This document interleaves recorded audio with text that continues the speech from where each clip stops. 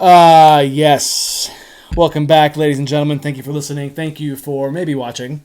I'm Gage Samoji. He's Emerson Hipp, and this is the Intoxicated Sports Report. Cheers. And thank you for waiting another 2.5 weeks for this episode to come out. Yeah, we're not going anywhere. We just took some time off. Yeah, it's dry season. That's okay. Yeah, that's okay. We're not dry, but the sports are dry. No. Last time I had a drink was about 2 hours ago. Yeah. But right now I'm drinking High Noon vodka soda, cranberry flavor. Nice. I'm having pear, and this is actually very tasty. I don't know if you had it yet. Maybe. You want to taste it? Sure. It's pretty good. Can I try the cranberry? Mm-hmm. I'm not a cranberry guy like I told you just now, but yeah, it's nice. Yeah, that's not for me. It kind of has black cherry vibes for me, which I don't like black cherry either. Yeah, it does. Yeah, but this pear is kind of refreshing. A little underwhelming because it does taste like black cherry. I agree. Yeah. But, I'm still going to drink it. And black cherry is the favorite flavor of seltzers for whatever reason. I think they're all gross, but... Yeah, I don't know. They taste different, but they all kind of taste the same, if that makes sense. Right. I'm not really... When I'm drinking them... You're not really thinking about I'm not thinking about the taste. Yeah. I am not. I'm thinking about the carbs, the calories, and the buzz. You're thinking about the fact that you're getting a decent buzz, and it actually, whatever it is, it tastes pretty good. And it's refreshing. Yeah. I'm not going to get as bloated because it's not a beer. Yeah. And that's okay. Mm-hmm. How you been? You been good? Been great. Happy belated birthday to you, my friend. Oh, thank you. Yeah. Thank you. 2-9. You almost forgot. Yeah, I did. Actually, if you're out there, you saved my ass. It's okay. Yeah. It's okay. My calendar on my phone let me know. Not that I shouldn't have known anyways, but... I got a lot of texts and happy birthdays the day after, so it's okay. Okay, fair enough. It's all good. It's okay. I don't need it the day of. I'm still good in your book, is that what you're saying? Absolutely. Everybody's good in my book for the most part. Maybe except for OJ, and we'll get to that later. But, it's neither here nor there. Yeah. I see you got some new Giants drip on. Yes, we're repping, Sheesh. It is Jackie Robinson Day in Major League Baseball. It is. We're watching some ball right now. We got the Astros and Braves on. Little 2022 World Series rematch. A movie I have not seen, 42. Me either, but I heard it's pretty good. Mm-hmm. Yeah. I'm surprised you haven't. Yeah, I don't know. I don't know why I didn't. Is it because he's a Dodger? That didn't help. If Jackie Robinson was a Giant, I'd be on it. Oh, man. Willie Mays movie? I'm there. Oh, yeah, for sure. I might see it in the theater. Yeah, exactly. So let me ask you this real quick, since we're bringing it up. Yeah. I could have swore a few years ago, at the very least, obviously they've worn 42 on their backs for this day for a long time now. Yeah. But now they're doing it to where the back jersey, the 42, is Dodger blue. For all the teams. For all the teams. I think it used to be just 42 and whatever the font was for the team. Yeah. And I get it. I understand. But seeing Dodger blue on the Giant uniform, a little sacrilegious for me. So I want to say this might be the second or even third year that they've done it with the blue, because I do remember it actually and thinking the same thing when I saw it the first time. But that being said, I think I've asked you this on this podcast maybe a few years ago. You said you wouldn't be opposed to wearing a 42 Giant jersey because Jackie Robinson. Yeah. I think I remember you saying that. Yeah, I don't know. I probably wouldn't buy one, but I don't know if it was given one or something, I'd probably rock it. And if it had the Dodger blue on the back, that would make me less interested in it. it'd be a little weird. Yeah. I think I'd still wear it, but I'd rather it be the 42 in the Giants font, right, or number font. Color scheme. I'm okay with the way they do it because I think it emphasizes Jackie more so than just the number 42, because he was a Dodger for life, Yes. Yeah. He didn't play for the Dodgers for very long though, if I'm not mistaken. I'd have to look that up. But maybe 10 years? Yeah, because he came over to Major League Baseball a little later on. Yeah. If you don't know who Jackie Robinson is, we're sorry. Go look him up. We're not going to explain it to you. Can't help you. You should know by now. Yeah, if you're listening to this podcast, you probably know Jackie Robinson. If you know Jackie Robinson, that's on you. That's not on us. Yeah. 11 seasons. Okay, I was wrong by a year. Actually, I'm sorry. 10 seasons with the Brooklyn Dodgers. Okay. Because Baseball Reference added Negro League stats as considered Major League stats on their page. Oh. And I think Major League Baseball actually is embracing the Negro Leagues as considered Major League Baseball. Not obviously not the same organization, but it's considered a major league in the record books. But do they add that So for his total statistics of his career in Major League Baseball, his one season with the Kansas City Monarchs was considered a part of that. Oh, Yeah. Wow, that's cool. I'm a little surprised by that, but that's Yeah. it's fine. Good for him. And his numbers weren't great, but that's because his numbers are probably good, but like He didn't have like the totals numbers yet. Exactly, yeah. Only 1,500 hits, but he did that in 10 years. That's pretty damn good. Yeah, it's pretty good. March Madness wrapped up about a week ago, right? Yes. A week ago today. Yeah. Men's championship game was that Monday, and the women's was the day before. South Carolina did beat Iowa to complete the perfect season, 38-0. 87-75 was the final score of the championship game. Third championship in school history for South Carolina. Caitlin Clark, of course, playing her final game in college basketball, had 30 points. Really, they hung around, Iowa did, but they clearly ran out of gas. She ran out of gas towards the end of the game, and it was, South Carolina was the better team. They were. Yeah. And based off what I watched, and I didn't watch the entire game, I probably watched probably fourth quarter, and where Iowa did come close. Yeah. But what I noticed the most was they were just way undersized. Yeah. It seemed like South Carolina was getting every offensive rebound. So or getting all the rebounds. Yeah.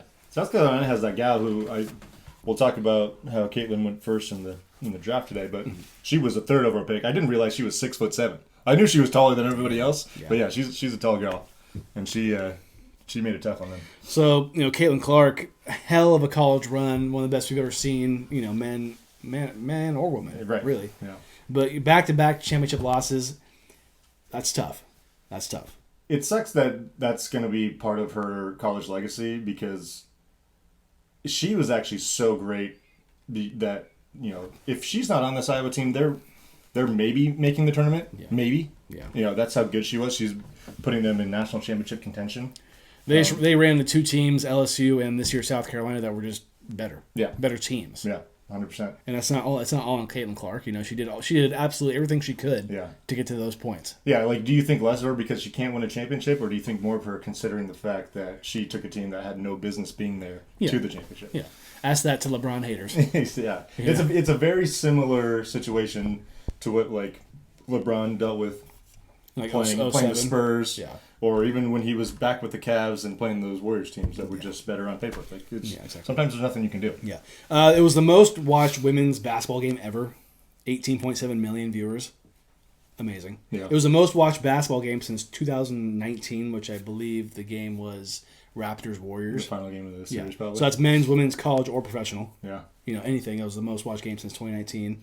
It did 4 million more than the men's game, which we'll get to. Yeah. Which is astonishing. It actually, thinking about it though, it's not that surprising because of Caitlin Clark. It's partially her, but it's also the fact that the girls they play 4 years. It's very rare to see someone leave early in women's college basketball. So they build up a reputation. They have they build up an identity within the sport. Where the men they're one and done guys. Sometimes I can name Zach Edey in men's college basketball.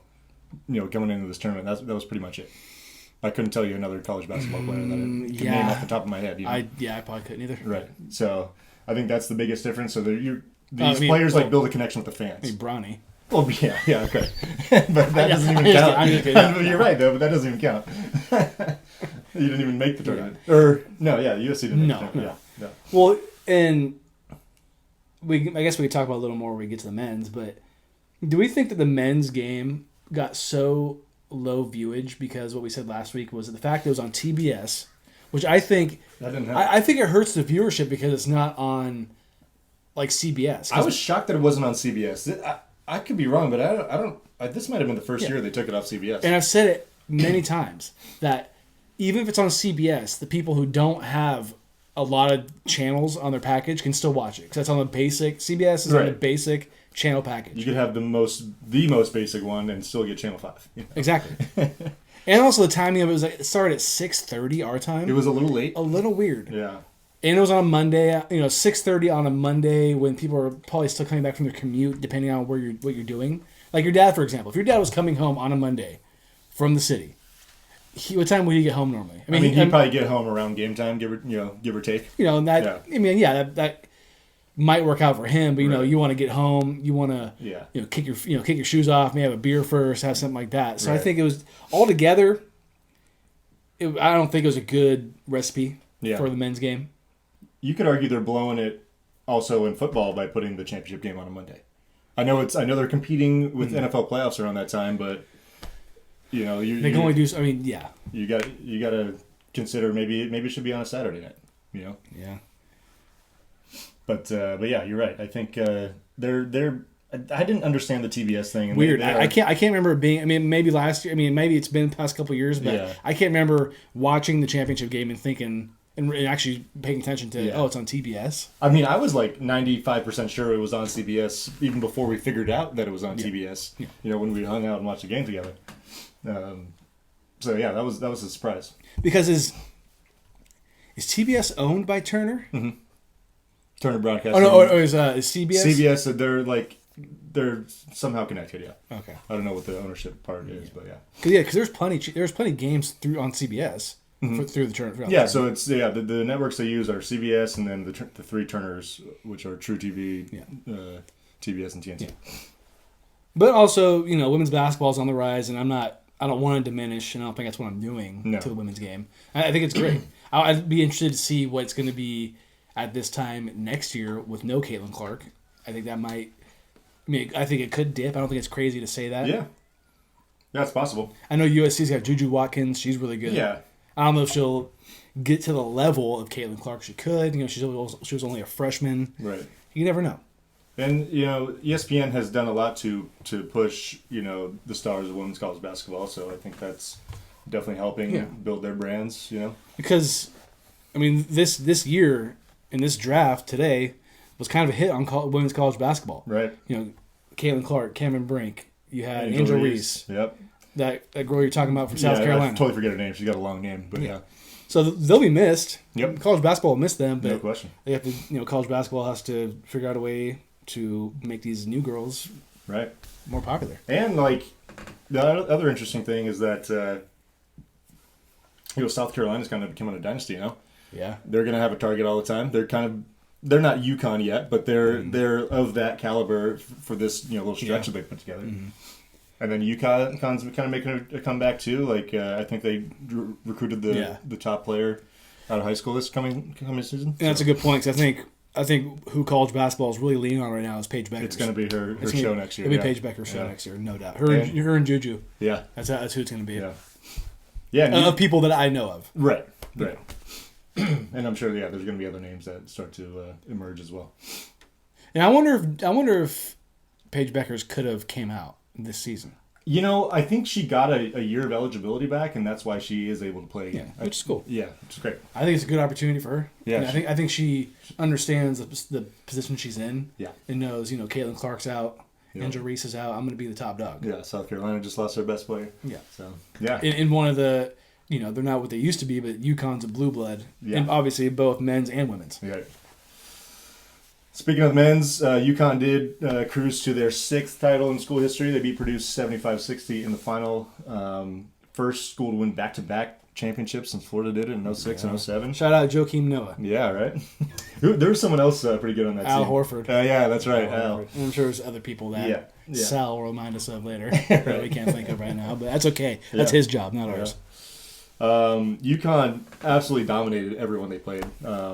Average margin of victory during the tournament was 23.3 points per game. That's insane. Yeah, I think this might have been the closest game. Not the second closest game. Wow. Yeah, and it's won by 15. Wow. Zach Edey, of course, his last game in college basketball as well. 37 points and 10 rebounds in the losing effort for Purdue. Yeah. Heck of a game, but I think the big thing that was, the thing that helped UConn really win this game was the fact that Donovan Clingan was able to guard him one-on-one and really limit what the shooters around Edey were able to do. I mean, you drop 37, you think you're going to be in the game, and they really weren't. I mean, he scored more than half of the whole team's points. Exactly, yeah. He did. By far. I mean, it's like we said about Caitlin Clark. He essentially is what Caitlin Clark was for Purdue. It's, pretty. He was. Pretty much. We watched this game together, and First half, it was close. It was close, yeah. They were trading punches. They were. And then UConn did what they seem to do all the time now and just they just put the pedal to the metal. I think, we were drinking, so, you drink and you hang out and you kind of keep your eye off it for a minute. I don't even know when UConn put the gas down. It was kind of right out of halftime. It maybe took a few minutes for it to happen, but yeah, it didn't take long till they got that lead to about 10-12 and seemed to kind of stay there for quite a while, and then just they put them away at the end. I'd love to see. I'm gonna love to see what Zach Edey can be in the NBA. I don't think he's not gonna be obviously like a Wemby right out the gate. Right. I just want to see what he can be. Is he gonna be like Frank Kaminsky? Yeah, that's the thing. And he's not a shooter. And Frank did have that, in his game that allowed him to kind of be at least a role player. Man, I loved Frank Kaminsky. I thought he was going to be so good in the NBA. I really did. He was pretty good on that Wisconsin team. I want to say when he was going to the draft, I was like, I want the Kings to get him. Yeah, he went like fairly high, didn't he? Maybe lottery. I think he did. Yeah. Because they went to the championship game. They lost to Duke. I believe. Right, but they upset that undefeated Kentucky team in the Final Four. That's right. Yeah. That had like who was on that team? They had like the twins on the team, right? The Harrison brothers, maybe. I'd have to look it up again. Maybe Karl Anthony Towns. Could have been Towns. It could have been the Towns team. Yeah. Was Devin Booker on that team too? Yeah. Like they come off the bench. Right. Yeah. What the fuck? And then dude goes like top 5. It's weird. So the talk seems to be that this is kind of a weak draft, so someone might just end up taking a flyer on him. And I mean, the dude's 7'4". You just don't see that size everywhere. Yeah. Or 7'3", whatever it is.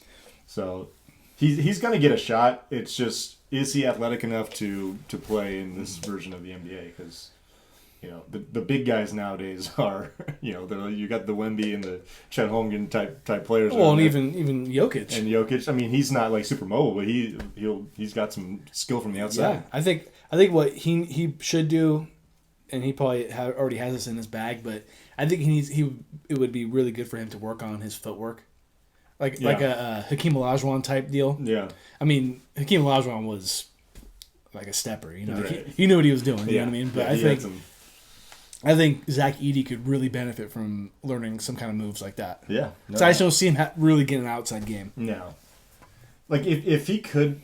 Like maybe have a mid-range game because he's not gonna go undrafted. He's gonna get drafted. I would be a little surprised if someone didn't at least take a chance on him, like early second round at the latest. Like do you think the Warriors is that their kind of player? I feel like not.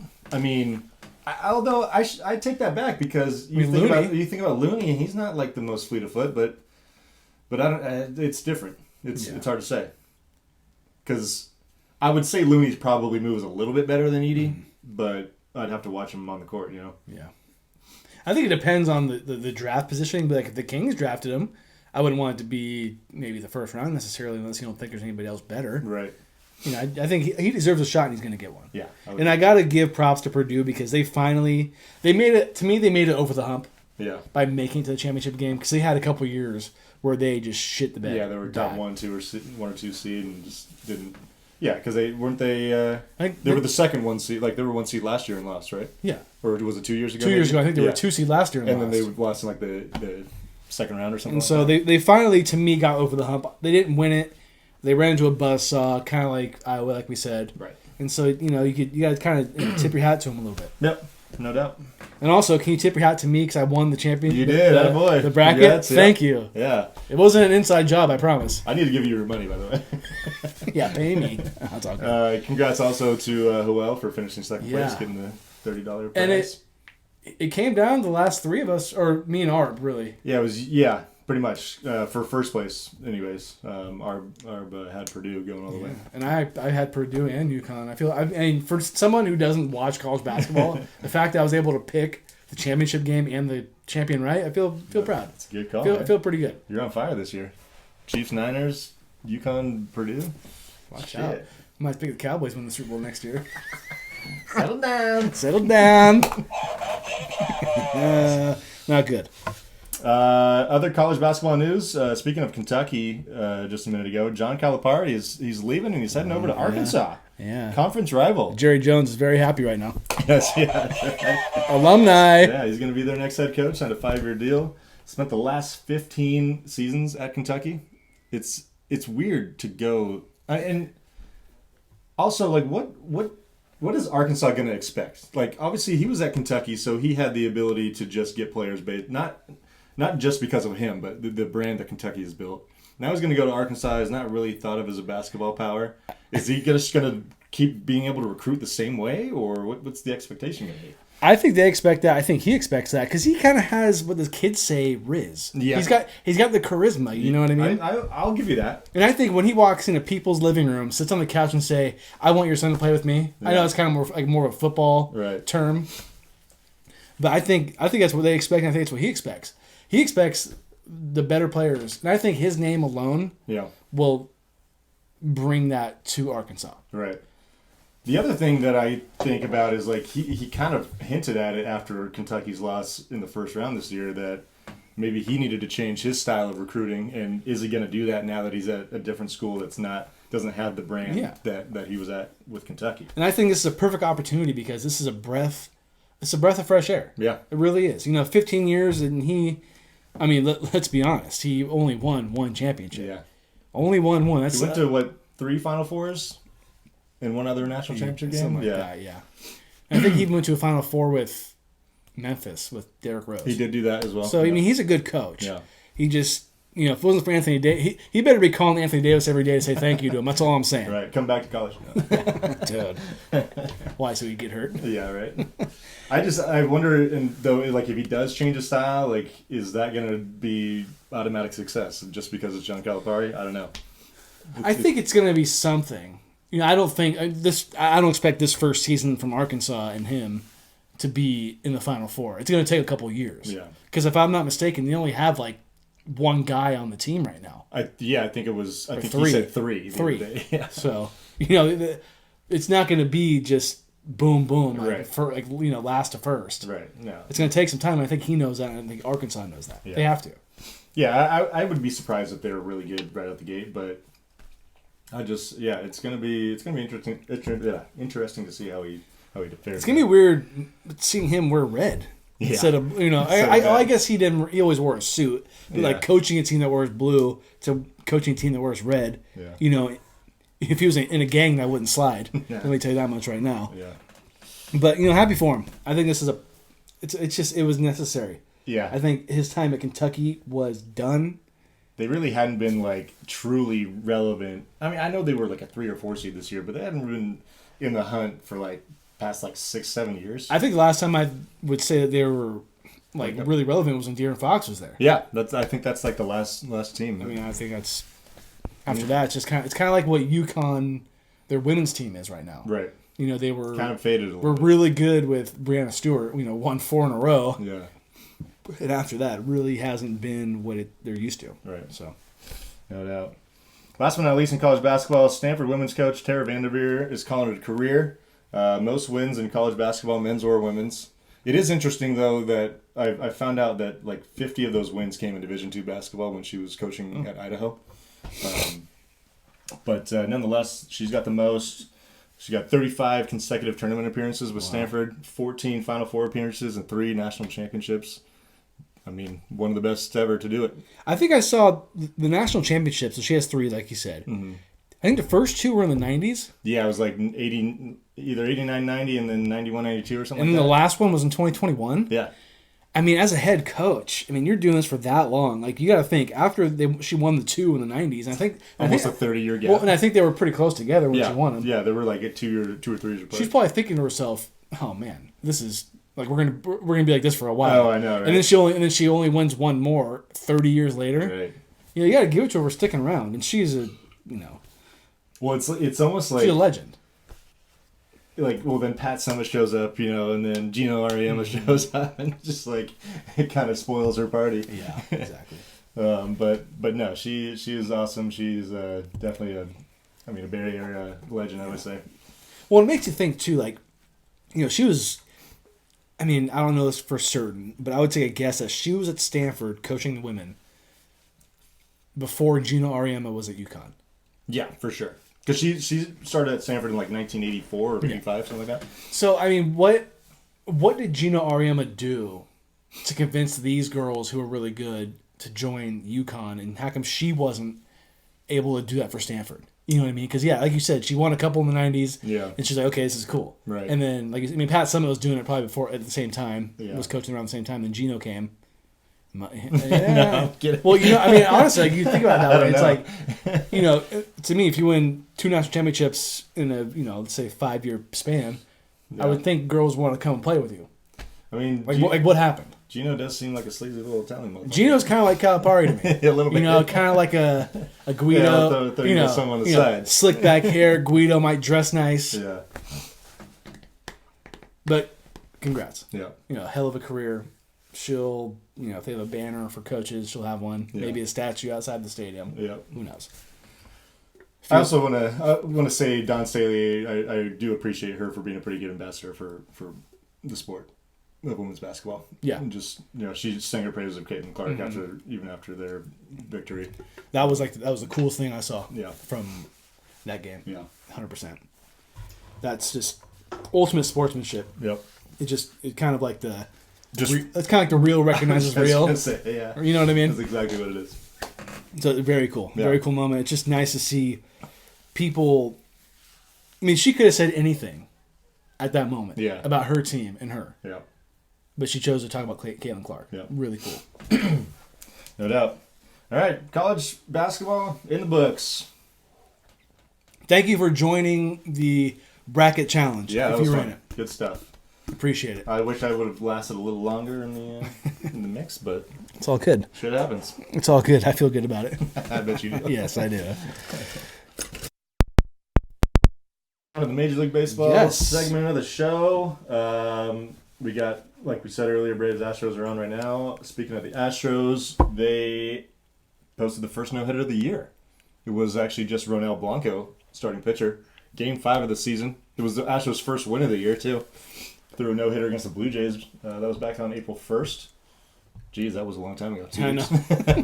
And I believe Ronel Blanco, his next start, he went like 5 innings. And like 1 hit. Yeah. Dude's on fire. Well, he went like the next 5 innings having not given up. Yes, yeah. Yeah, something like that.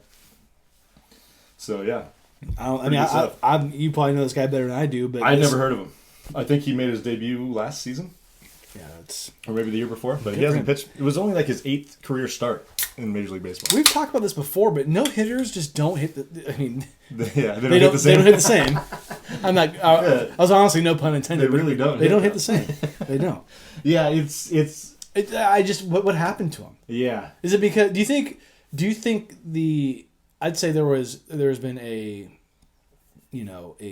raise or a... They seem to happen pretty frequently for a little while, and then everyone was like, well, if they're happening like 3-4 times a year, like how cool are they?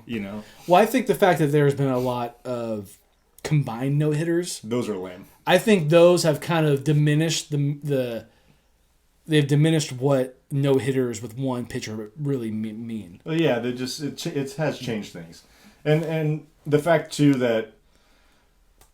I don't know, like we've seen perfect games in recent history too. Well, and perfect games are, and those to me are the real. There's what maybe 25 of those ever. Yeah, something like that. Yeah. So that's what is now impressive to people. It's not so much just being able to no hit someone. Like what was the last one? Was it Felix Hernandez or no? It was the dude for the Yankees last year who did against the A's.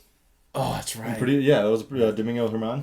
And then I was this close to my bold prediction of the A's getting no hit again. That's right. That was so close. Yeah, who was that? The Astros who almost did it to him, or it might have yeah, been. It was like the 9th inning or 8th inning, I think. It was like one of the last games of the season, wasn't it? Yeah, it was close. Yeah, you're right. It was in the Coliseum. Yeah, that's right. Fucking funny. But I mean, still, like when someone throws a perfect game, that's something. That means a lot more. Even to me, a no hitter, it's cool. You manage to put down 27 guys straight. Yeah. Or I guess not 27 straight because that's a perfect game, but like you manage to not have anybody get on base via a hit. Right. Like and it also just seems like there's going to be at least a couple every year, so you're just like, oh, cool, there's the first one. It's like yeah, it's like the cycle. You see 1 or 2 every year. Yeah. I feel like cycles are. You see those less than you do no hitters. Maybe lately, yeah. I think especially with offense being different. Yeah. Than it used to be. You know who could get a cycle? is Jung Hoo Lee. I think he. I'd like to see him play a little better than he has, but yeah. No, he's got that potential. He's got potential. You got to have some wheels because you got to get the triple, you know. Yeah. Yeah, he's doing okay. He's doing okay. He's doing about as good as Blake Snell right now. Yeah. I'd say he's doing better than Blake Snell. Blake Snell's still in the spring. Yep. We got to give him some time. He's stuck in February right now. Yeah, he's all right. It's gonna be okay. Yeah. It's gonna be okay. Braves, Spencer Strider, he's going to be done for the rest of the year. He's having UCL surgery, or I think he already had it, to repair a tendon in his elbow. Not Tommy John, but the closest thing to Tommy John without having Tommy John. So he'll be done. He'll hopefully be back next year. He was my Cy Young pick, of course. I'm glad you said that. Love that. I asked you earlier. I was like, well, Spencer Strider. I was like, who's your Cy Young pick? Kind of a rhetorical question. I was like, who's your NL Cy Young? And you were like, Spencer Strider, and put up 2 thumbs. You cursed him. Yeah. So now I'm going to curse Zach Wheeler by making him my new Cy Young pick. Just don't say Logan Webb, okay? Yeah, no, Logan's not winning it. No. Well, Logan Webb can't get run support, so he's never going to win a Cy Young. He finally got some the other day. That was nice. It was nice to see. It was new. Did you see that you see the Giants are having a giveaway where it's a Logan Webb basketball jersey? Oh, yeah, I did see that. He's a big Kings fan. He is. Yeah. But like it's a Giants. I know. It's not like this jersey, which I'm wearing, by the way. Yeah. Kings. I'll just leave it at that. What jersey this Jimmer is. Fredette. My dad gave me this jersey fucking like 12 years ago. Okay. I'm wearing it proud. I've been wearing it all day. I wore it to the gas station. Wore it downtown. Yeah, I feel like people kind of looked at me weird, but pretty ballsy. Shit. After tomorrow, there is no tomorrow. Yeah. Speaking of Sacramento, your new team, the Oakland A's, they're moving to Sacramento. They are for the 2025 through 2027 seasons. And we'll see if it's only that little time. Right. And they do have an option on the contract for the 28 season if the stadium in Vegas is not ready. But yeah, it's say goodbye to Oakland, everyone. And they're also dropping the the first name of the team. It's just going to be the Athletics or the A's. Yeah, or the A's. Yeah. Which is, I get it because they don't want to rebrand until they go to Vegas. Right. They don't want to go go to Oakland, Sacramento, then being Vegas. The Sacramento A's for like 3 or 4 years would be pretty stupid. But if they were Sacramento, I'd get a shirt that said like Sacramento A's. I think they should, even though they're not going to be the Sacramento A's, they should put out a special jersey that says Sacramento across it. I just feel like money wise, why wouldn't you try to capitalize on that? On that because you got to think if you're only here for 3 years. I feel like people are gonna want that merch. Right. You know what I mean? Because 20 years down the line, 25 years down the line, some kids at a thrift shop and they see a Sacramento A's jersey, they're like, "Whoa, niche. This is niche for sure." I mean, you got to feel bad for Oakland. They now have lost. They're gonna lose their third team in like the last 4 or 5 years. They're not going to have any anymore. Maybe the Sharks will go to Oakland. Who knows? No. It's tough. Oakland's just obviously not a thriving market right now, or economy. So it's tough to see. But I hope for the sake of the A's organization. I don't know. Fuck the A's at the same time. Like their ownership, they're a bunch of assholes. They don't care about other fans. Would you be open to going to a game in Sacramento to see the A's? Yeah, why not? It'd be fun. It'd be cool being in that little stadium. It'd be cool. Where the Rivercats play, yeah. Yeah, because they are going to play where the Rivercats play currently. That's also going to be interesting to see how they schedule things. Stadium's going to get ripped to shreds. Yeah. Having people play probably there every day. Yeah. Practically. Yeah. I mean, it wouldn't be the first time that two teams have shared a ballpark, I don't think. I could be wrong about that, but... I mean, they were talking about the Giants and A's sharing a ballpark, so... I mean... They'll make it work. They can make it work. Yeah. What I really would love to see is a green beam if they ever win games there. That'd be fantastic. It'd be fantastic. Like I really hope Sacramento as a city just embraces the A's. Yeah. They might not, whatever, but I would love to see that. I would love to see it so much to where the A's felt like they had to stay in Sacramento. Because Sacramento fans, they loved the Kings, and the Kings were shit for a long time. Yeah, that's true. And the Kings were able to get a brand new stadium, given they were shitty for so long. That would be kind of cool, but it won't happen because they probably have already broke ground in Vegas. Yeah, Sacramento does have the market. I mean, they have a huge, like, suburb, Sacramento. Yeah. So there's, they could definitely have a team. And I'd love to know the numbers for the Rivercats games because, it's only a 10,000 seat stadium. Yeah. Which is hilarious that the A's are going to play in a 10,000 seat stadium. Well, they've only been selling like 3,000 tickets a fucking night anyway. So. And I said this to you like a week and a half ago when this news broke. Because this is a possibility that the World Series can be hosted in Sacramento. I know, right? That is not going to happen, but it is in the realm of possibility. I really wonder if MLB would step in and be like, for the postseason, you guys have to find a different place to play. Oh, okay. I see what you mean. Yeah, because it's just like what like hypothetically, let's say the Giants didn't make the postseason, and they wanted the A's to maybe play that stadium, right? Or what if they went back to the Coliseum? I mean, you know what I mean? That'd be really funny. Good stuff. All right, the Joey Bart era, your boy. My boy? The Joey Bart era is over in San Francisco. I really wish that I had. You ready for this? Yes.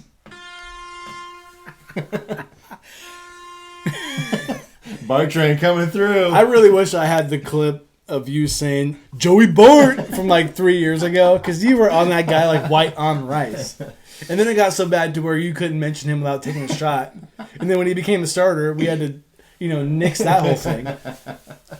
And the cherry on top, he's already hit 2 bombs with the Pirates. Yeah, I love it. Love it. Hit a bomb in his first plate appearance, and then he hit one, I think, last night, or maybe today. He's like the reverse Barry Bonds. Yeah, right? Giants, Pirates. Pirates, Giants. Yeah. I don't know about that, but... I mean, Joey Bart. What number is he wearing for Pittsburgh? Do we know? I think 14. It's kind of a weird one. Yeah. I mean, I don't love Pat Bailey wearing that ugly number. I mean, 14 is not horrible, but it's not great. It's better than... I mean, he can't wear 21 because it's Roberto Clemente. So, Should we cheers to Joey Bart? He's gone. to bigger, better things. So Joey Bart, Wiseman, Trey Lance. I mean, yeah, that's the who's who. Right? Of Bay Area sports. What are we shooting right here? What is this? This is called Genepi. It's Alpine liqueur. It's gonna be interesting.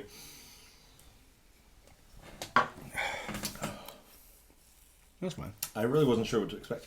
That's good. If you've ever heard of chartreuse, Hunter S. Thompson's drink of choice. Yeah. Next to Chivas Regal. Which you have at your bar. Yeah, this is very similar to chartreuse. Well, okay. Yeah. I like it. I wasn't really sure what to expect with that one. It was kind of good. Joey Bart. Choo choo. Yeah, the train has stopped. Yeah. It's going to get some cobwebs here soon. Yeah. It's done. Are you sad? You happy? No, I'm just glad it's over. You glad you didn't get that Joey Bart jersey? That was never going to happen. Never? Oh, don't say that. Well, if he was hitting 30 bombs a year and, throwing out runners like Patrick Bailey, that'd be a different story. I mean, we must be watching the different games because I see Patrick Bailey throwing to center field. He does do that quite often. So, the Giants, they were in Miami today. They did get a W. They didn't want to. They won a close game, first time ever. Wow. Yeah. Wow.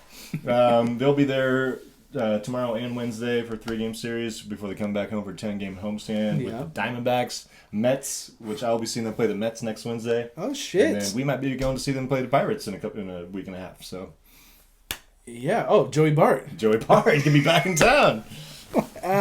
Ring the bell.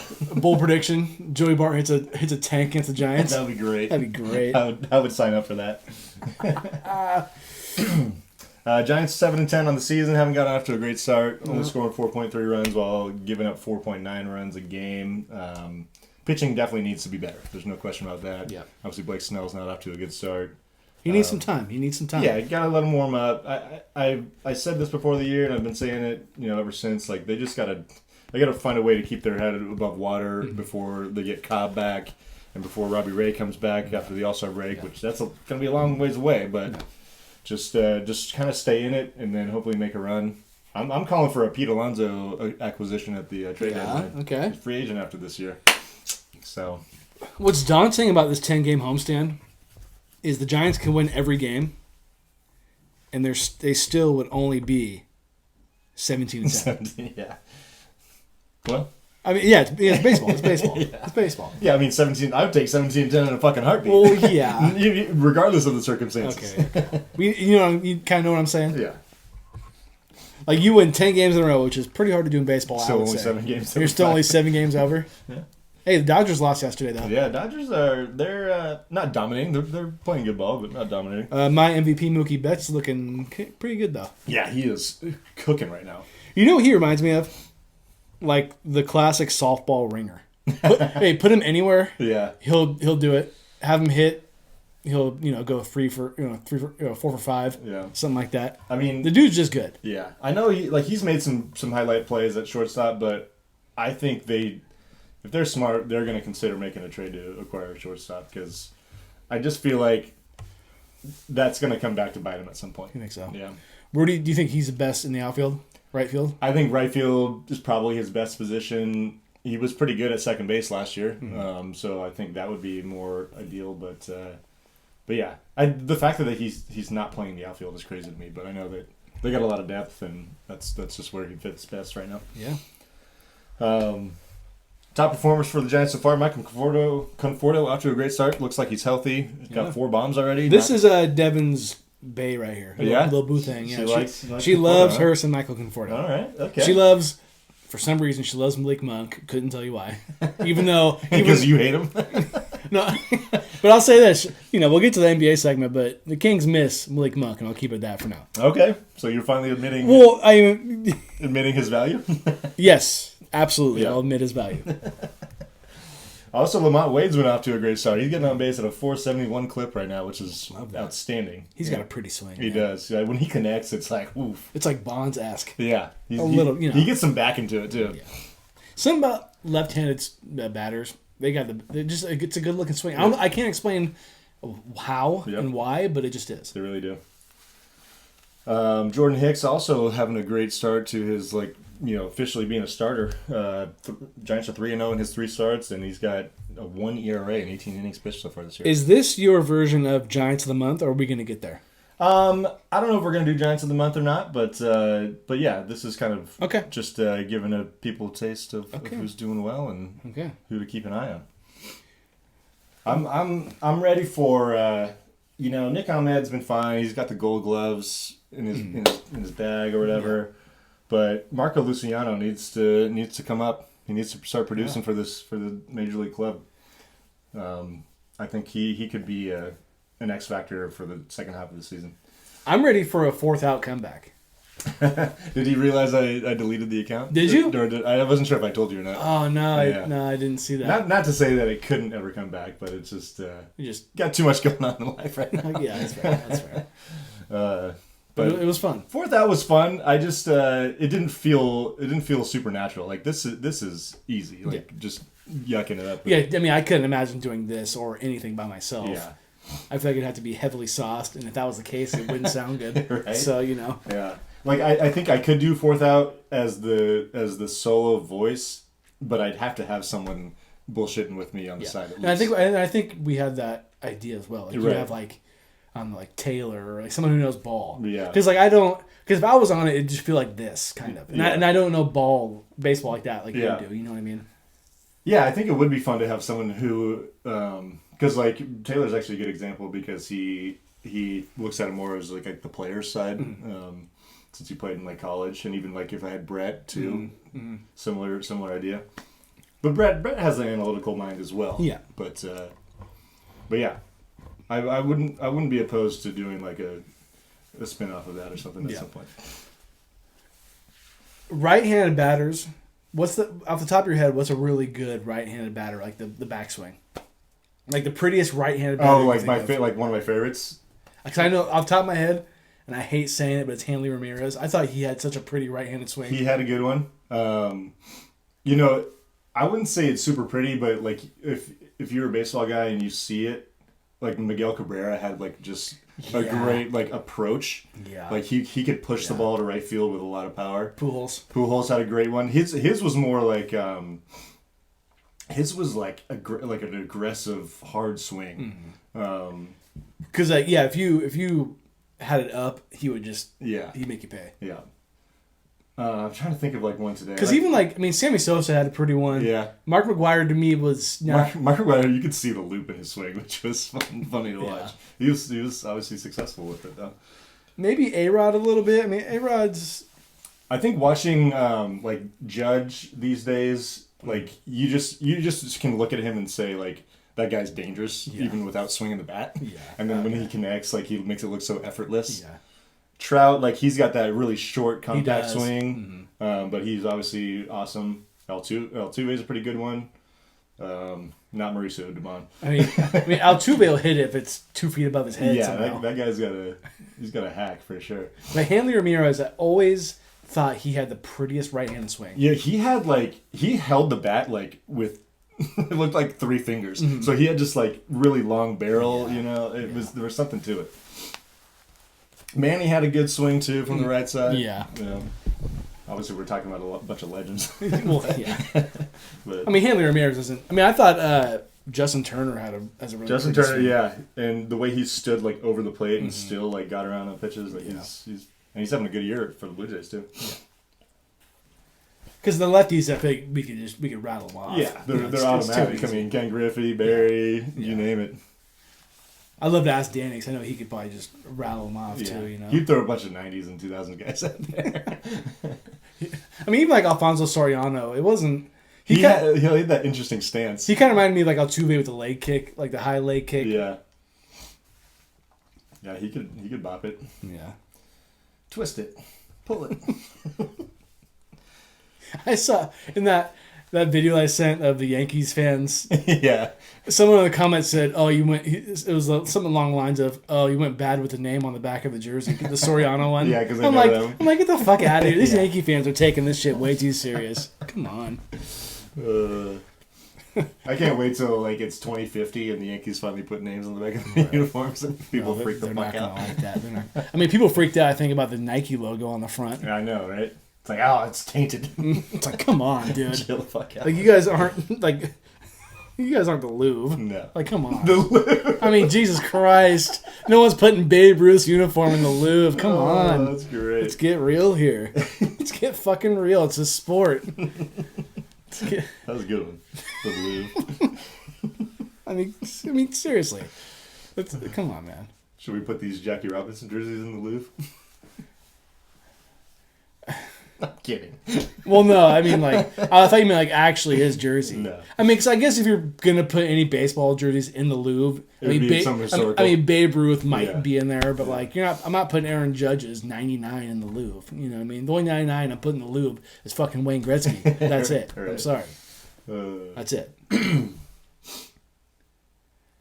That's it. All right, fun baseball segment. Yeah, that was good.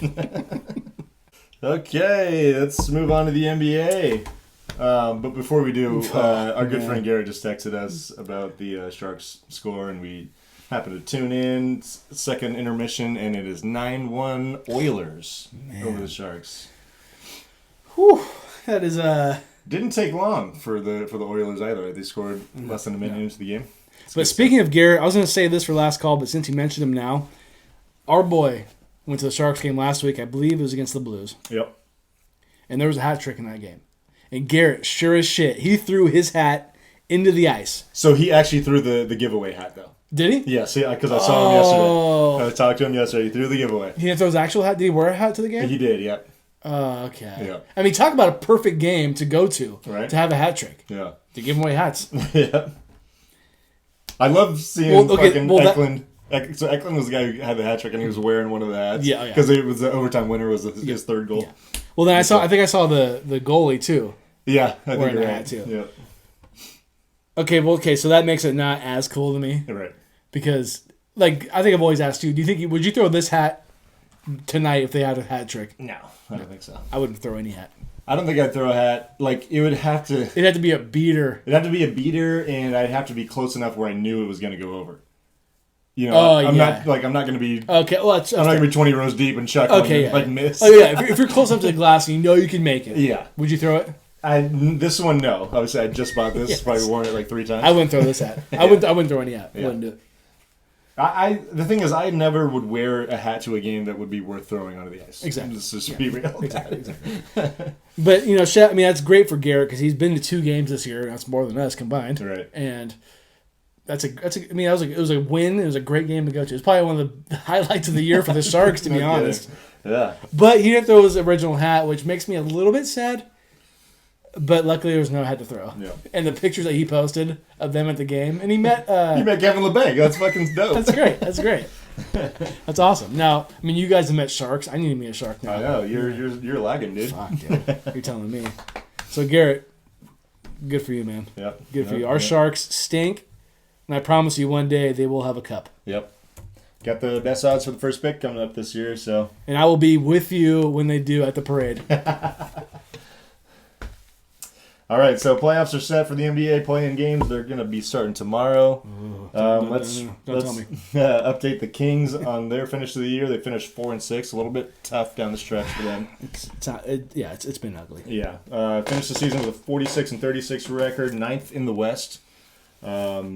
Their preseason over/under for wins was 44.5, and I believe we both said over, which they went over. Yeah, I said.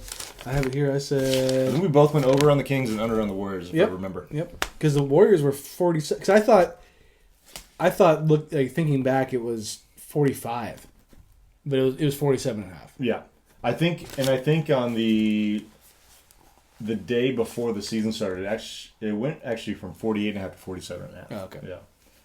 So good for us. Yeah, so they'll be hosting the Warriors in the playing game on Tuesday. Oh God. As far as the Warriors, it's just yeah. Just go. As far as the Warriors go, they finished the season 8-2. That's great. Yeah, That's great. They played well down the stretch. 46-36 record as well, so they finished same as the Kings. Kings got them the tiebreaker, I think, for best conference record because they split the season series 2-2. And I think they would have got the Lakers on the tiebreaker too if the Lakers would have had the same record. Correct. Yeah. 10th in the West for the Warriors. You got the 10th seed. They went under their 47.5 number, and they'll be at Sacramento on Tuesday. Yeah, are you ready? No, Not at all. Well, no. Given the way the Kings have been playing, and given how last year is last year, but yeah, I don't think it's nothing. Right. I think it's a pretty easy, prediction to say that Warriors will beat the Kings. But this game, it's gonna be a fight. It's gonna be a coin flip. Yeah, in my book.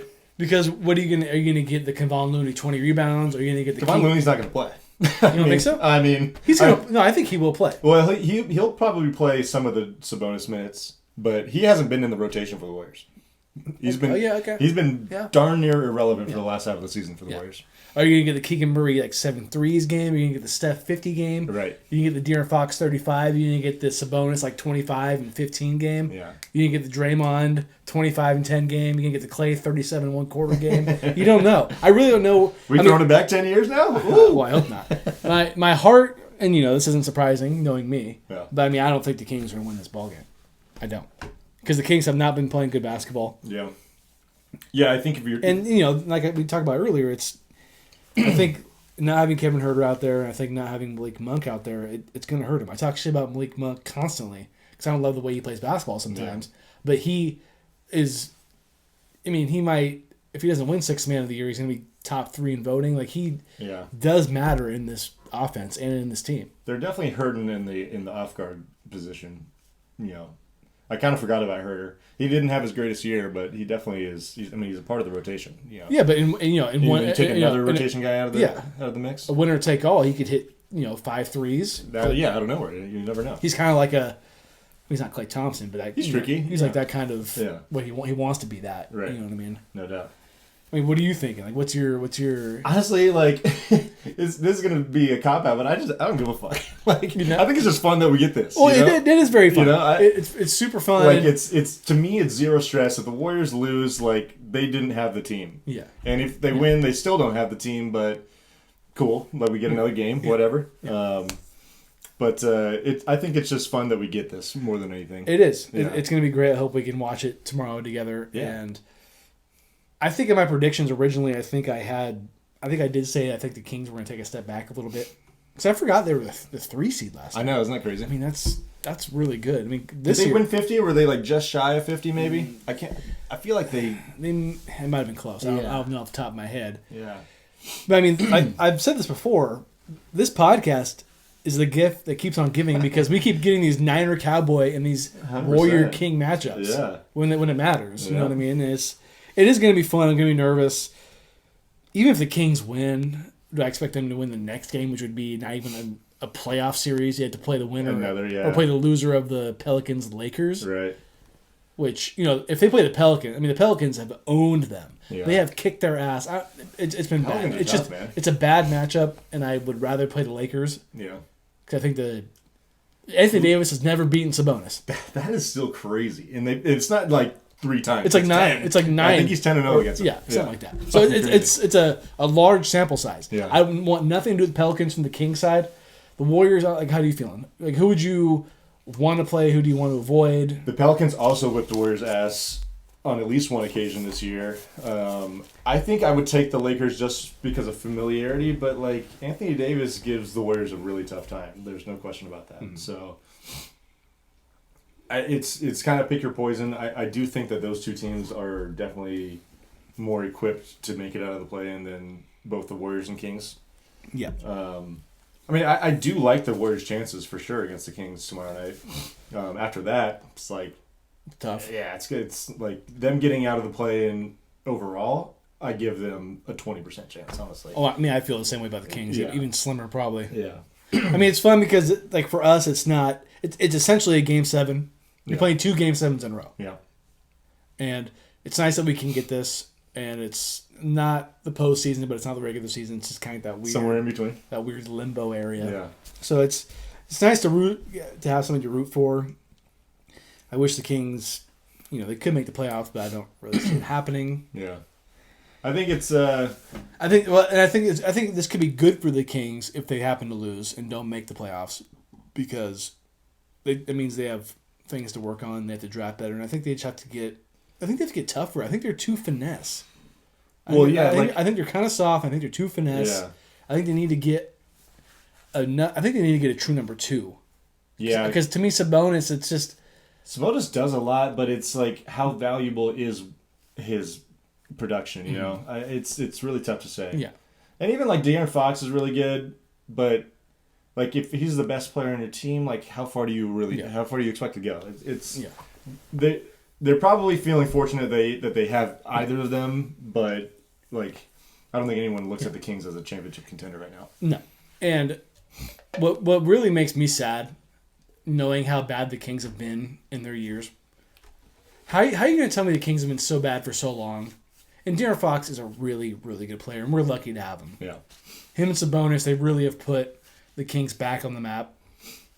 But how on earth have us being that bad, we weren't able to get Zion, Wemby, or Anthony Edwards? Right. I mean, it's just like, I know it's luck of the draw and there's the lottery and all that, but I mean, come on. It feels like if you're that bad for so long, you feel like you kind of deserve to have a player like that. Right. Because, like I said, De'Aaron Fox is really good, but he's not those guys. Right. Yeah, it's just like it's when you're. It's kind of funny because like when you're bad matters. Yeah. You know, like if you get the number 1 draft pick in a shitty year. Yeah. Like it doesn't mean as much. Yeah. You know. Or when you pick Marvin Bagley over Trae Young or Luka Doncic. Yeah, that's that hurts. That's on the Kings though, obviously. That hurts. Or when you pick my boy Jimmer Fredette over Kawhi Leonard and Klay Thompson. Eek. It's not great. Eek. So it also has something to do with who's drafting. I'll give you that. Right. But the other part, yeah. But you can't help but be like, man, it's just kind of bad luck altogether. Right. And I do love De'Aaron Fox. He's just a little undersized. He's not a big guy. I mean, he's probably bigger than us. Yeah. But we're regular people. Like NBA standards, he's not huge. There's not a lot of small players in the league's history that have been true game-changing players. No. I mean, you look at Michael Jordan was 6'6", but in compared to like the rest of the league, he's on the smaller side. Him, Kobe, Steph, kind of like the 3 guys that you can think of that truly changed the game. Yeah, because even Magic Johnson was like 6'9". Yeah, he was a point guard, but he was huge. And I think even Larry Bird was like 6'7". Yeah, 6'7" or 6'8". 8, something like that. Yeah. I mean, Isaiah Thomas, like the Detroit Pistons, Isaiah Thomas is the one. But no one, like, I don't think anyone thinks he, like, changed the game. He was on a really good team. Okay, yeah. He won some championships. He was on a really good team. But no one thinks of him as, like, a top 10 or 15 player. I mean, even Oscar Robertson, I think, was a big guy. Yeah, I think he was probably, he might have been, like, Michael Jordan's size. Yeah. But also, like, played a really long time. I mean, you could say, Steve Nash, he didn't change the game. Never went to the finals, though. John Stockton. Yeah, that's he probably, did go to the finals. He's probably in that. But never won. He never changed the game, but, there's only a few number of players who have actually changed the game. Or been, like, that impactful, winning multiple championships. Yeah.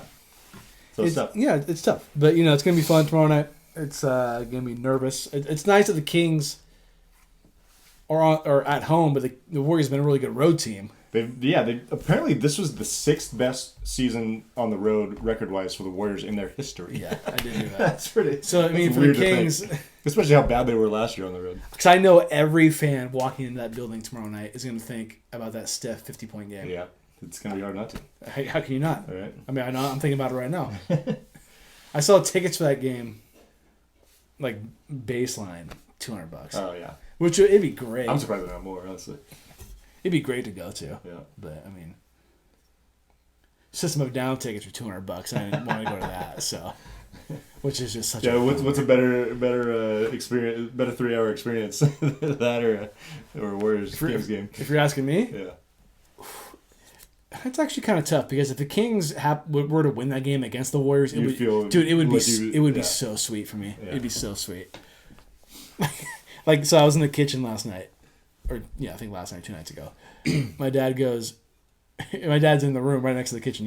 He's like, Gage. I'm like, yeah. He's like, really? I'm like, what? He's like, we gotta play them. And I'm like, yeah. He's like, fuck. That's exactly how it went. So he feels the same way I do. That's pretty funny. Really? Yeah. I can just imagine your dad. Yeah. But to answer your previous question, I'd rather go see System of a Down. Fair enough. You're talking about a playing game. It's not like not like a game 7 of a series. No.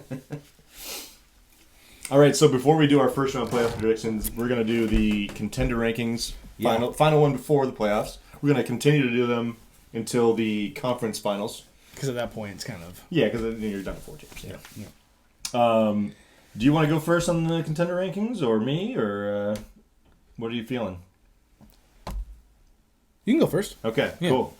So, once again, big list for myself. What do we got here? Okay. Changes at the top, not much. I got the Nuggets still number 1. Still feel really good about the Celtics' chances to at least get back to the finals, but it's still I got them back at number 2. Now, nervous about the Celtics is that they kind of sleptwalked into the postseason, and they're going to have like 5 days off before they play again. Yeah, and they don't know who they're playing. They could be playing either the Heat or the Sixers. The Heat, not a great draw. No, it's not a great draw. Not a great draw at all. That culture, man, it's tough. Your favorite. All right. Lakers move up to number 3. I know that seems crazy, but I think they are... What? Yeah. Oh, no. Matchup? No. Matchup-wise? I'm sorry. Yeah. You can keep talking, but you're wrong. That's fair. I obviously, they're going to beat the Pelicans, I think. They smacked them last night. They're going to beat them, I think. But if they don't, it's not the worst thing because they're going to be the favorite versus either the Kings or the Warriors if they have to play them. And if they get the 8th seed, they get the Thunder, that's who they want. If they have to play the Nuggets, obviously that's not a great draw, but I do think that they have the best chance in the West to beat the Nuggets. I would take them over the Timberwolves. I would take them over OKC. I'd probably take them over the Clippers.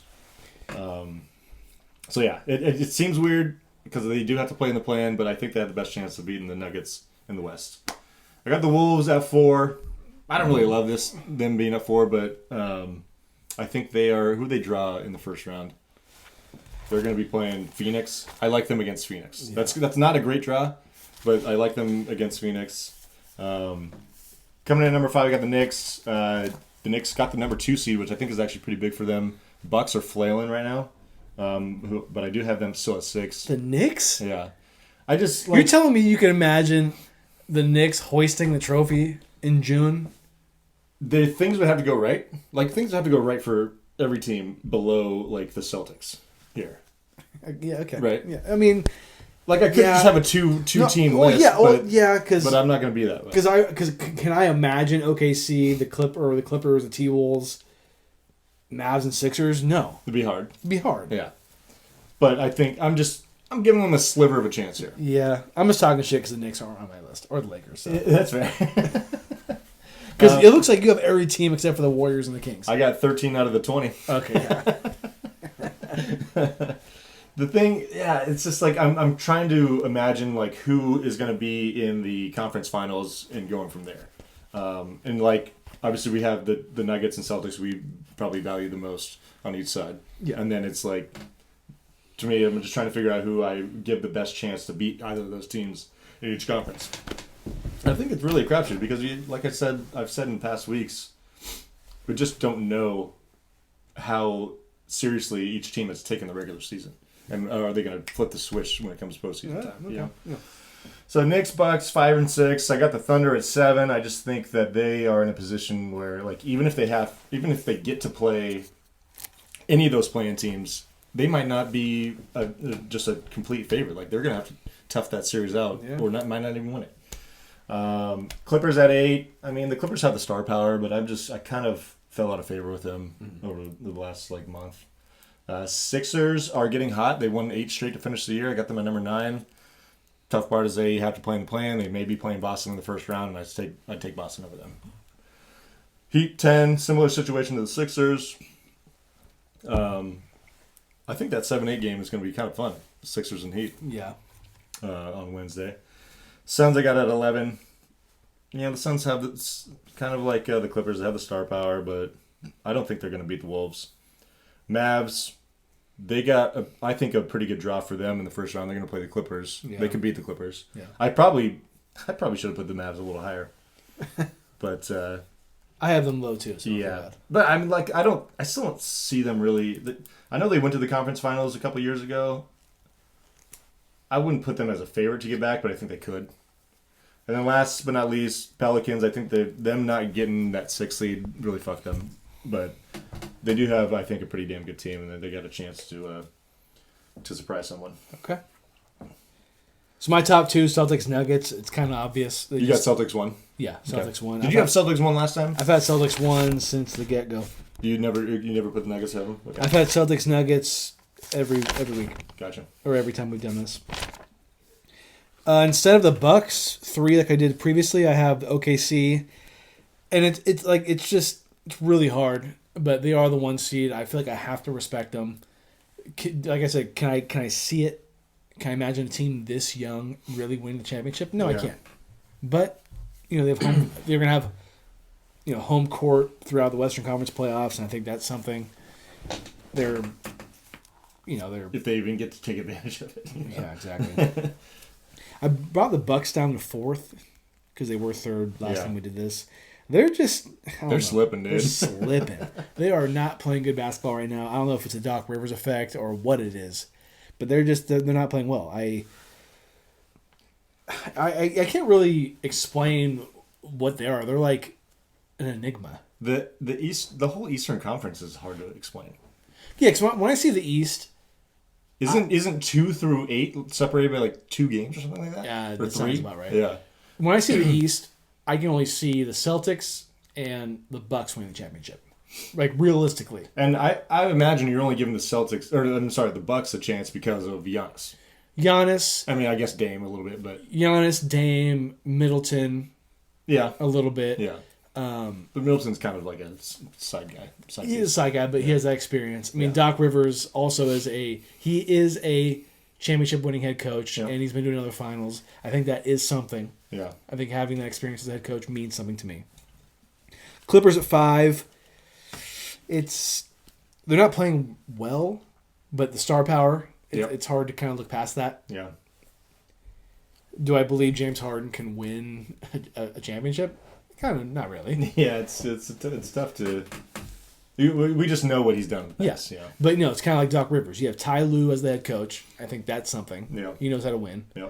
Kawhi Leonard knows how to win with multiple franchises. That's something. Yeah. Paul George has gotten pretty damn close to a final. Yeah. He ran into the Miami buzzsaw back in the early 2010s. Yeah. Tough. It's easy to forget about that even era of Paul George. And James Harden has gone to a final. I know it's a different role, but technically he has. Yeah, and he took, a really good Warriors team to the brink. And I think they were up 3-2. In that series, yeah. Yeah, up 3-2. They lost 4-3. Don't remind me. Timberwolves at 6. I guess it's kind of a show me. Yeah. A show me season. That's totally fair. A show me season. I got to see it. I do think their size is unique, and it could it could be a matchup problem for somebody. And Anthony Edwards is.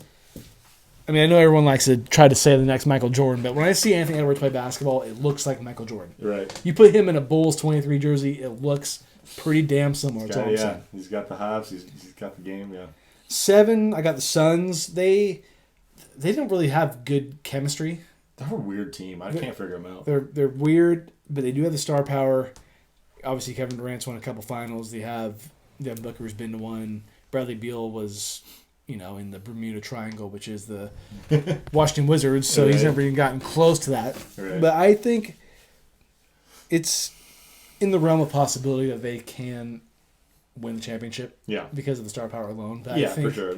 They put this team together with the aspirations of being competitive. Exactly. And I'm putting the Mavericks in there. I don't love it, but they're playing really good basketball. Yeah. Kyrie Irving, they're tough to beat. Kyrie Irving's really embraced being like the Robin.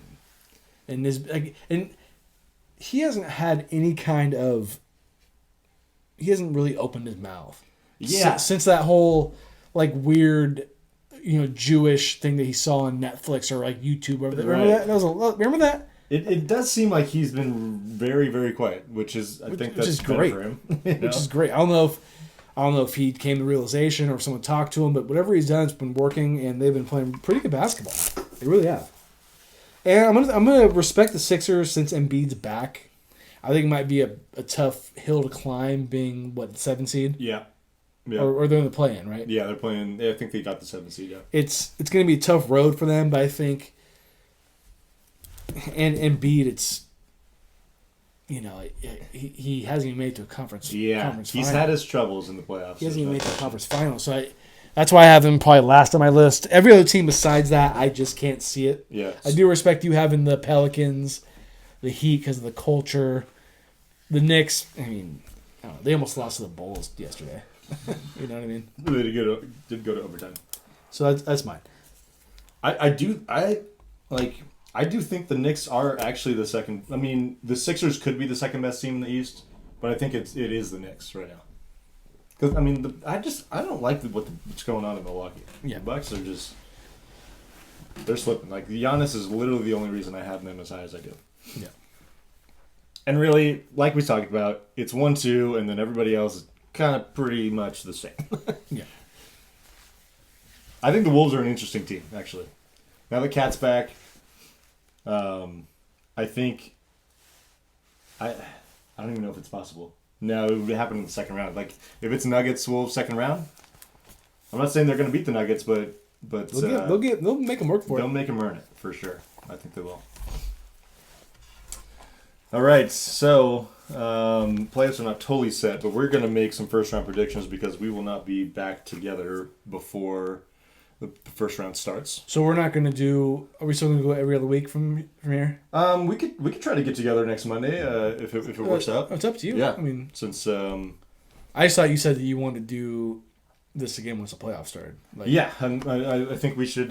We'll play it by ear. Okay. Yeah, okay. we won't commit to anything right now. So stay tuned. Yeah, exactly. Won't commit to anything just yet. No. Let's see. Why is the ESPN app being weird, man? Are we doing first round predictions? Yeah, so we're going to predict the outcomes of the first round. So what we're going to do is in the 1 versus 8 and the 2 versus 7 matchups, we're just going to say, I think Boston, if you think Boston's going to win, you just say they're going to beat the 8 seed. We're not going to predict who that team's going to be. Oh, okay. Yeah. Okay, that's fine. Yeah. Because we can't. It's not going to be possible to do that. Well, I mean, I did it to where I could. You could do that in your mind for sure. Yeah, but I won't hold. If you get the team wrong that they're playing, I won't hold it against you. Yeah. So I guess we'll start in the West with the 1-8 matchups. So obviously OKC's got the top seed. Do you think they advance, and in how many games? I think they do advance, and I think they do it in 6 games. So OKC in 6 games? Yes. I'm actually going to take, I hate to say this, Sal, but I'm going to take whoever the 8 seed is in 7. No. Yeah, I'm doing it. That's never happened, has it? 8 seed? Or no, because the Warriors did it, right? Yeah, the Warriors did it, and then believe the Grizzlies did it against the Spurs like a few years later. Oh, shit. Yeah. Okay. Pardon me. 8 seed in 7. You're taking OKC in 6. Okay. No. No. Am I an asshole for that? A little bit. It's nothing personal against Sal. Love him, but... Because you know who your 8 seed is, and that was my 8 seed, the Lakers. Yeah, I know your game. Well, it could be New Orleans. I don't know. No, We'll see. I know your game. I think New Orleans could get You're them all too. of a sudden a Lakers slurper. Oh, stop. I mean, I hope the Lakers eat shit. Jesus Christ. No, you don't. You have them fucking 4th on your predictions. I'm just being realistic. Or on your power rankings. I'm being realistic. Okay. I hate the Lakers. Doesn't seem like it. Just being honest. Okay, 2 versus 7. So Denver, whoever against the 7th seed. Denver in 6. Denver in 6. I'm gonna go. The fact that they could play the Lakers makes this tough, but I'm gonna go Denver in 5 because I do think even if they do play the Lakers, I still like them more than the Lakers. So you got Denver in 6. I got Denver in 5. Okay. All right. 3-6 matchup. We do of course know that one. That's gonna be Minnesota versus Phoenix. I'm going Timberwolves in 7. Wolves in 7. That's Wolves in 7. I like that. I think that's pretty realistic. I'm gonna go Wolves in 6. Okay. Not just to be different, but I think I like them more than the Suns have just been a little bit messy this year. I don't know really how to describe them. Okay. But yeah. And then last but not least in the West, we have the Clippers 4 seed versus the 5 seed Dallas Mavericks. This is not biased, but I'm going Dallas in 7. Dallas in 7. Dallas in 7. This has a chance to be a really good Yeah. series. I don't know if that. I'm not going to go 7, but I'm going to take. This is close. I'm going to take the Clippers in 6. So it'll be a really good series. Okay. I think all the games will be competitive for the most part, although we don't always get that in the NBA these days. But I'll go Clippers in 6. I'm not super confident in that. I don't love either team. I think both teams are good, but Clips in 6. All right. I think. Well, both teams do have a couple closers on their team. You could argue, but the James Harden effect does make me rethink that. Yeah.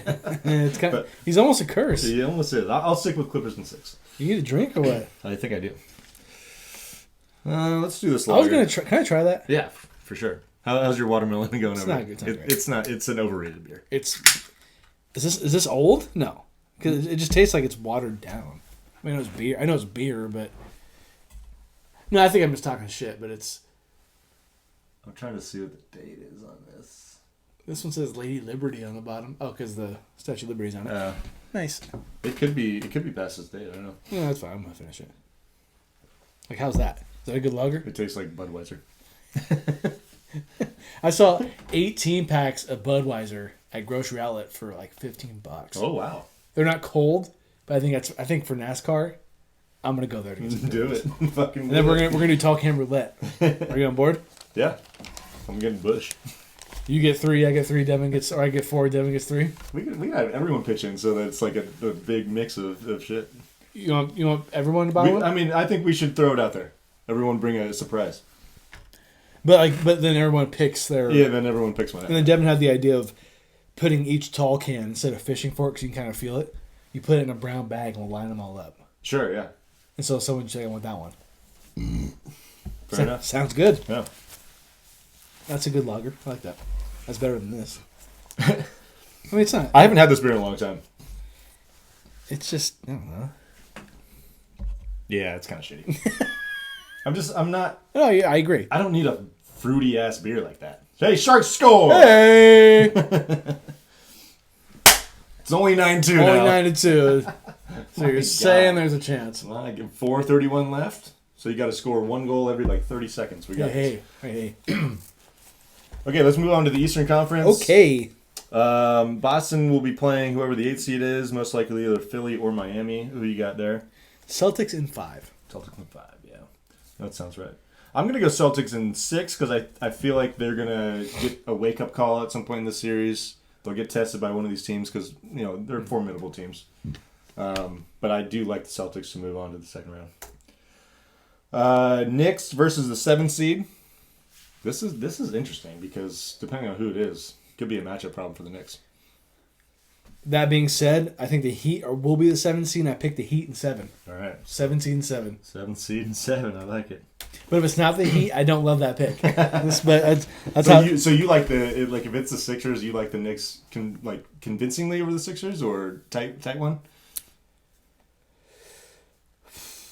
I'm just throwing it the hypothetical, of course. Yeah, I think I like the Heat Knicks because it's kind of like the throwback to the 90s. Yeah. And I think the Heat is a bad matchup for, or not bad, but like a tough matchup for anybody. Yeah. I think. And I feel like some of these matchups, I feel like I don't want to go chalk on everything. Right. And I'm not going to pick the Heat to win in 5. So I think I'm going to pick the Heat to beat the Knicks in 7. Right. I feel like Thibodeau versus Spo. We know how that goes. different ball players though. I know. I'm gonna go with the Knicks because I can't contradict myself too much. Okay. I'll go Knicks. They're gonna grind it. It's gonna be 7. Knicks in 7. Okay. Yeah. So 3 versus 6. That's gonna be the Milwaukee Bucks hosting the or Indiana Pacers. I thought about this one for a minute. That's a horrible pull for the Bucks. That being said, That could be also worse. I'm going Pacers in 7. Pacers, I love it. Well, Fuck because the Pacers, I feel like every other game you look at, they drop 140. They dropped 157 fucking yesterday. And they give up 152. Yeah. I don't know what the score was. But I know that's condescending to me picking the Bucks 4th on my contender rankings. Yeah, the Bucks do not want the Pacers one bit, and they kind of had some beef earlier this year. Which I'm going Pacers in 7. I think it's gonna be an ugly series. Yeah, I do really like that pick. I think it's ballsy, but I am gonna go Bucks in 6. Okay. Yeah, That's a good safe pick. I'll give them benefit of the doubt. Kind of similar to you because I do have them still fairly high on my list. Yeah. Or contender rankings. Yeah. But yeah, I'll go Bucks in 6. All right, final one is going to be the 4-5 matchup, which is Cleveland as a 4 seed, Orlando as a 5 seed. Does anybody outside of Magic and Cavs fans know anything about these teams? Yeah, honestly.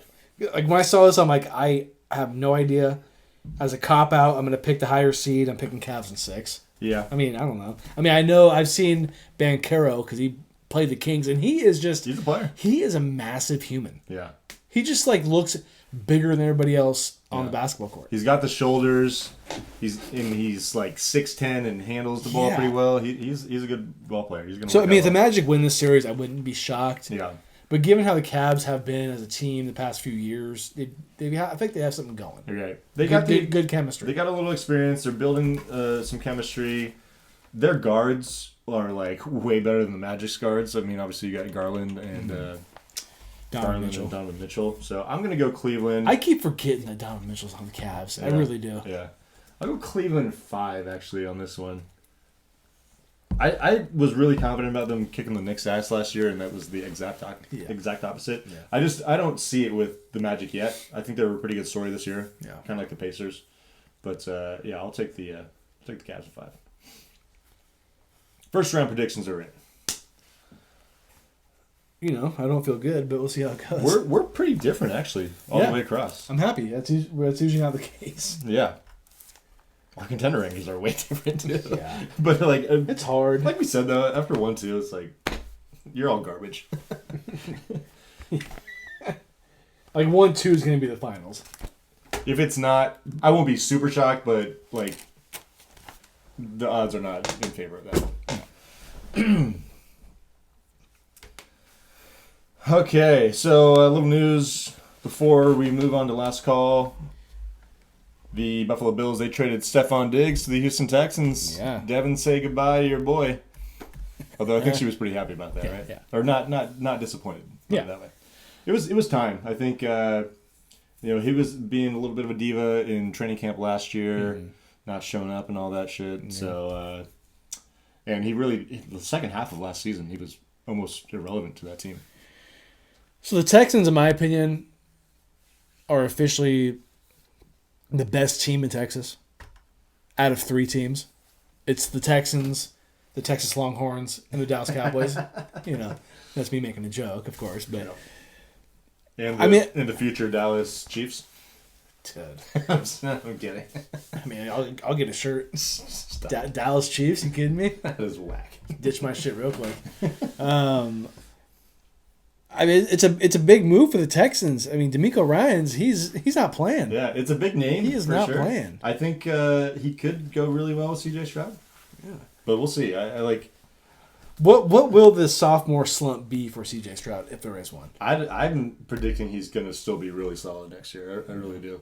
Yeah. I think it's a pretty fair to argue that they would be the biggest threat to the Chiefs next year.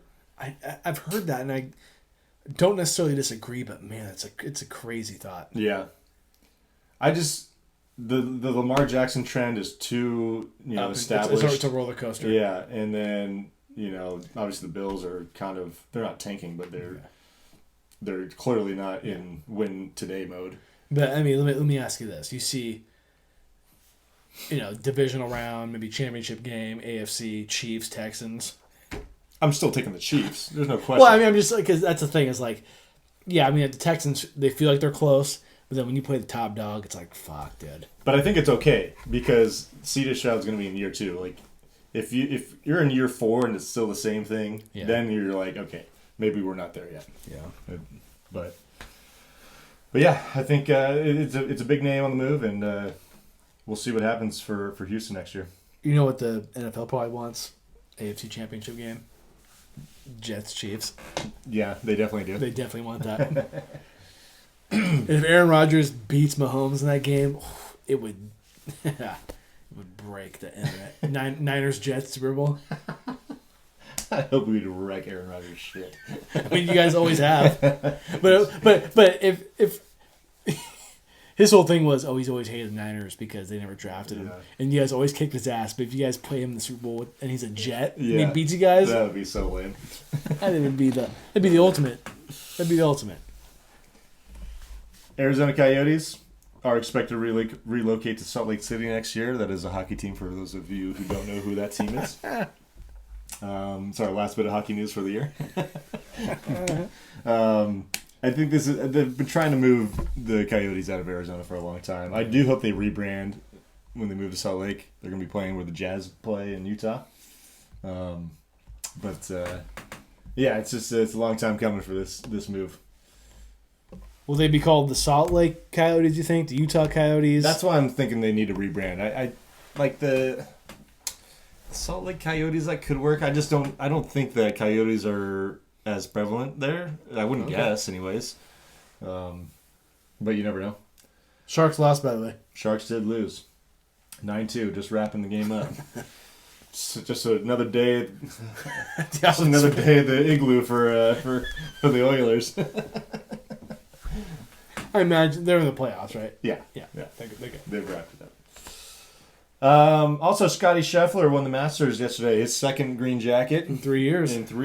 The dude is laying it down these days. He's I'm not going to say he's got Tiger potential, but he is damn good, and he is easily number 1 right now. Yeah.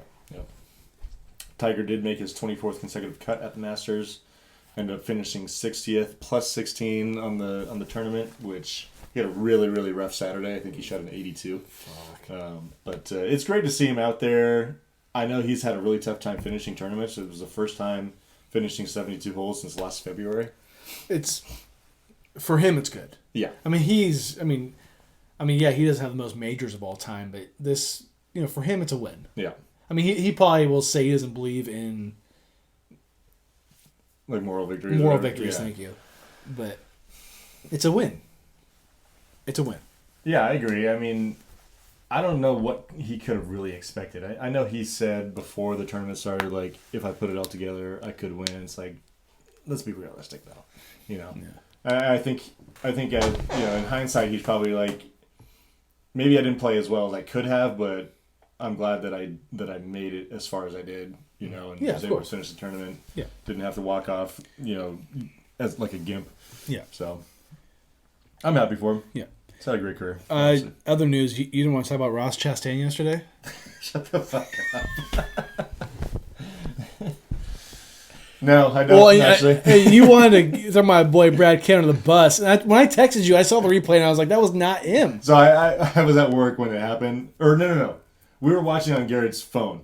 Because I saw Gary yesterday. Oh, and I just saw that Brad finished second, so I was like, and I think also Boyer misspoke and said that Brad was the one who got him at first, and I was like, okay, fuck Brad K. But then realized it was Byron. Thank you. And I corrected myself. Brad K just happened to miss it. Yeah. And actually got in second place. He moved up second. That is a good finish. That's a good finish for me. Yeah.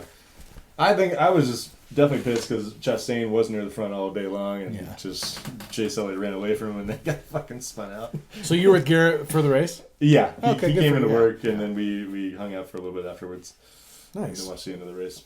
That was a good race. I mean, it was two overtimes. Yeah. I mean, Denny, it looked like he was gonna, sneak his way into another win. I was like, no, fuck this. Fuck that guy. Don't need any more of that. No. All right, what time is it, my friend? It's time for last call. That was easy. Not good. How about him? What do you got? I lied. There's more hockey news. Dude, we got some milestones that we're seeing in the NHL. Connor McDavid today against the Sharks reached his 100th assist of the year. And that doesn't happen very often. So he is the third player ever to do it. Wayne Gretzky did it like 10 times. And Mario Lemieux was the other guy to do it, I believe. Or maybe fourth. I think Bobby Orr might have done it as well. But anyways, it's a very rare feat. Also, Nikita Kucherov for Tampa Bay, I think, has a very good shot. He's got like 98 with a couple games left. So real good shot to do it. These guys are fucking machines these days. Yeah. And then, of course, Austin Matthews has 68 goals. Yeah, yuck. Austin Matthews, 68 goals coming into today. They're not playing, though. And what would 70 goals in perspective mean? 70 goals hasn't been done since, like, 1995 or something like that. So Was it Gretzky? No, it was, like, might have been Timo Solani. So has Gretzky done it? Yeah. Yeah, Gretzky has the record for a single season. He did, like, 90 something. Oh, shit. Yeah. But it was a different era. Yes. Which is why this is... and the game is going in a more offensive direction. But it's still crazy to see, I think he's at 69 now. Matthews is with a couple games left. Wow. The game's changed, but it doesn't make that any less impressive. I mean, he broke Ovechkin's like kind of modern day record of 65 that he did back in like 08 or something like that. So yeah. So it's big. Yeah, 70 is nuts. Or 69 which is what he's at right now. Okay. So yeah. Pretty cool stuff out of the NHL. Unfortunately, the Sharks aren't part of it. Well, What can you do? Anyways, Conor McGregor is going to face Michael Chandler on June 29th at 170 pounds. McGregor's back. And is that the fight that they're finally doing that was part of like the show? I think so. Yeah, okay. I think so. Because didn't they have to drag it out because of like McGregor like not being in shape or something, or being injured or something like that? I wouldn't know precisely, but maybe. But, it's exciting for the sport. Yeah. The sport's still doing really well. This weekend was UFC 300. Right, and they had a big Big knockout. Yeah. Big knockout. I think, was it Holloway? Yeah, his name Max? Max Holloway knocked out Justin Gaethje. At the buzzer. Yeah, like 2 seconds left or something like that. I didn't see it live, but I saw the replay, and I was like, God. Well, it was great, like when the bell rang for the 10 seconds, and they just both were like, fuck it, let's fucking go. Exactly. And they just started weighing on each other. Like anytime, I've said this before, anytime I watch a fight, any kind of fight, that's what I want. Yeah. I want that Guys who want to end I want that every second, every minute, of every match. 100%. I want Rocky IV for every fight that I see. Straight up. I do. And I know Dana White, he couldn't have asked for a better ending fight for UFC 300. Yeah. I mean, 100%. No. And I heard like Holly Holm got kind of upset in a fight too. Okay. So that's what Gary was telling me. He said him and Gabe watched that one. Nice. So yeah, cool stuff out of UFC. absolutely. You got anything else? Yeah, but I'll save it for the end. Okay. Andrew McCutcheon, 300th career home run. It was cool that he did it as a Pirate. Yeah. I think that was his first home run of the season the other day. He's probably not a Hall of Famer, but Yeah, he looked like he was on that trajectory like early in his career, but he kind of fell off a little bit. You know, when it came to the Giants, wasn't bad, it wasn't great, but yeah, definitely had a really nice career. And also, like we mentioned earlier, Caitlin Clark, first pick of the WNBA draft today, congrats. as expected. Congrats. I didn't realize it was coming up so quick, but good for her. I know, right? What the game was last week? Yeah, The championship game? game was literally 8 days ago. Yeah, good for her. Cool. Last thing I'm going to say, and this can't go without being said, in my opinion. O.J. Simpson died, He did. age 76. He gone. He went to high school in San Francisco, That which I don't think I knew until last week or whenever he died. I didn't know that. He also went to USC. He won Heisman Trophy, national champion. Yep. For the Bills, he won an MVP. First player to rush for 2,000 yards. 14 games, by the way. Yeah. He did that. Yeah, That's dude was an animal. back when they did that. He's on the NFL 100 team. He is a Hall of Famer. Funny enough, growing up, because of the trial and the murder of Nicole Brown and Ron Goldman. Yeah. Before I really got into sports, I didn't know OJ even played football. Yeah. I just knew him. I just knew him because the of car that. chase and the murder or whatever. The white Bronco Yep. and him being in a fucking $5,000 suit. Yeah. It's the only thing I knew from him. Yep. And it's just a real shame to see somebody who was just really at the pinnacle of life. Yeah. And then the pinnacle of life, and he Just threw it all away. threw it all away because, in my opinion, he murdered both of them. I think he did. He got acquitted for it.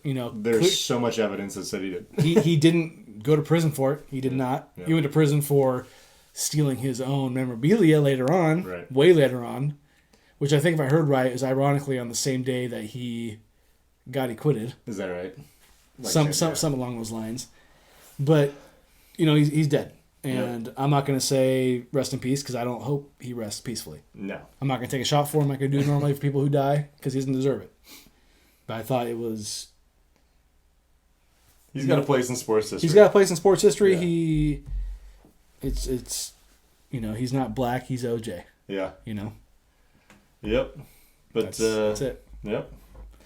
Thanks for coming, OJ. Yeah, good riddance. Good. Yeah, good riddance. So Honestly. good. And with that being said, thank you for listening. Thank you for watching. We will see you guys maybe next week, maybe in 2 weeks, maybe in 3 weeks. Who knows? And go Warriors. No, light the beam, baby. Light the beam. Emerson's not even wearing any kind of merch right now. He's wearing all his Giants 7-10 merch over here. Come on, man. I'm geeked out over the Giants, baby. Like, 2025 World Series champions. yeah, okay. Light the beam, baby. All right, we'll see you next time. Peace. Peace.